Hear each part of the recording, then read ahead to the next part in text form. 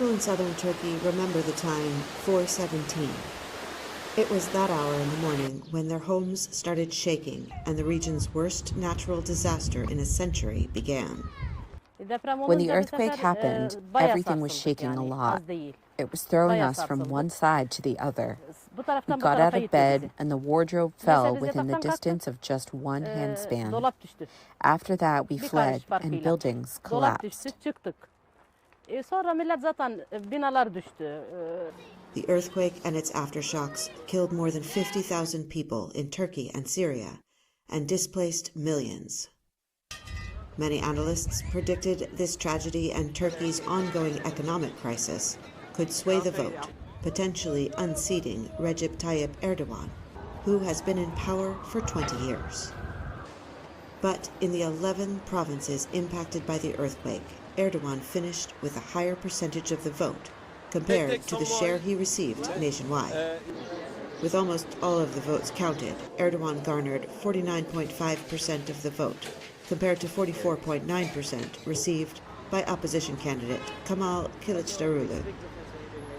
And while the vote began amid fears that a clear win for the opposition could spark violence, some voters defended the elections. Everything in our country is fair. All elections have been fair as always. They have been so for 20 years, and they will continue to be so. But as the two main candidates prepare to face off in a May 28th runoff, opposition supporters here say they want a new government, criticizing the earthquake response and the soaring prices of food and rent nationwide.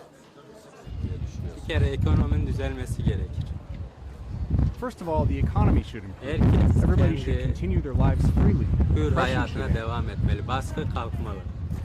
Şimdi kimse herkes gelip de ben burada şunu yapabiliyorum, bunu yapamıyorum diyemiyor.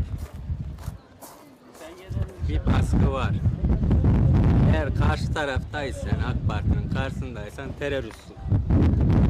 He says Turkey is suffering because it hosts millions of refugees, more than any other country in the world. But in this camp, refugees who fled Syria are displaced again by the earthquake. Families here say they are deeply afraid of the outcome of the upcoming vote because opposition candidates have promised swift mass deportations, specifically to Syria, which they say is still at war. We have been here in Turkey almost 13 years. First, the regime came with planes and bombs, and then came the Islamic State militants.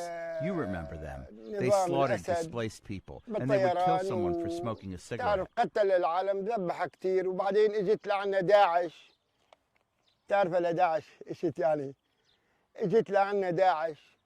ذبحت هجرت قتلت أخذت ما خلت شيء تشوفه عم يشرب سيجارتك تقطع رقبته. Despite the difference of opinions here in towns reeling from the earthquakes, many people share a sense of apathy towards the upcoming runoff vote.